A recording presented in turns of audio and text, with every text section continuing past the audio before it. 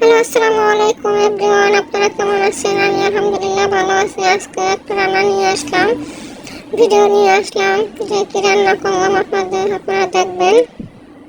তাই মুরগি রান্না করবো। মুরগি মাংসগুলো ধুতে আসি। বললাম না যে বাসায় সবসময় ওরা মুরগি খাইতে চায়, মুরগি ছাড়া কিছু খাবে না, মানে মাছটা খুব কম খাওয়া হয় আমাদের। মুরগি ধুয়ে এনে চুলায় এখন পাতিলে বসাই দিচ্ছি, তারপর তেল দিয়েছি, তারপরে লবণ দিয়েছি, তারপরে মাংস দিয়ে দিয়েছি। এখন মাংস একটু ভাজা ভাজা করবো। একই টাইপের রান্না, আপনারা দেখেন একটু এরকম রান্না করে খাই, দেখেন অনেক মজা লাগে। তাই আমি এরকমই রান্না করি। তারপরে গরম মশলা দিয়ে দিয়েছি। গরম মশলা দেওয়ার পর তো নাড়াচাড়া করতেছি, যে একটু গরম মশলা ঘ্রাণটা মানে একটু ছাড়ুক, তারপর ভালো হবে। আপনারা যদি রান্না করেন এরকম, তখন সে খাইতে ভালো লাগবে। সব মশলা দিয়ে দিয়েছি, আদা রসুন পেঁয়াজ সব মশলা দিয়ে দিয়েছি। মশলা দিয়ে একটু কষে নেব।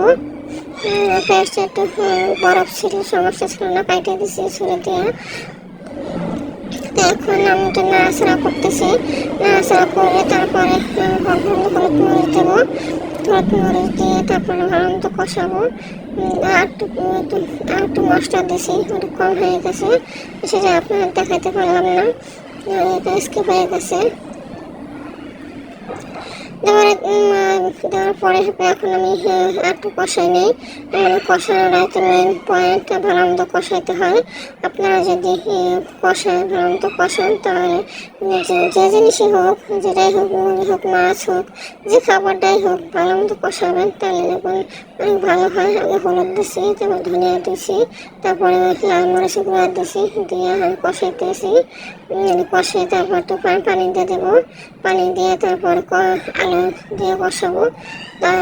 আলু দিয়ে কষিয়ে তারপরে যখন একটু তেল বেশি উঠবে তখন পানি দেবো। এই যে কষে পানি দিয়ে দিছি, এখন একটু কষুক, একটু মানে পানি দিয়ে দিচ্ছি কষানোর জন্য। একটু কষানো হোক, তারপরে আলু দেবো। আলুটা দিয়ে তারপরে ওটা কষানো হয়ে গেলে একটু কষানো আলু দিয়ে দেবো। এই যে আলু দিয়ে দিছি, এখন কষতে থাক, ভালো হবে। আপনারা আমার কথার সাউন্ড একটু কম, মানে ছোটো আসে। আমার শরীরটা আজকে মোটামুটি খারাপ, এই জন্য। আমার ভিডিওটা যদি ভালো লাগে, লাইক কমেন্ট শেয়ার অবশ্যই করেন প্লিজ। যদি ভালো লাগে, এই যে প্রায় তেল ছেড়েতেছে, এই যে কষানো প্রায় হয়ে যেতেছে। তেলটা বের হয়ে আসলে তারপর আমি জল দিয়ে দেবো। এই যে জল দিয়ে দিছি, জল দিয়ে দেওয়ার পরে একটু নাড়াচাড়া করে চারটে লেগে আসে, সেগুলো একটু দিতেছি। দেওয়ার পরে ভালো ক্লিন করে দিতেছি। দেওয়ার পরে তারপর আজকে ঢাকবো না, ঢাকা ছাড়াই রান্না করবো। দেখি কি অবস্থা। তারপরে হইতেছে ওদিকে আবার জিরা টানছি, জিরা টাইলা নিয়েছি, জিরা টাইলা তারপর জিরা গুঁড়া করে নিয়েছি। এই যে ফাইনাল লুক দেখেন, এই যে কেমন আছে।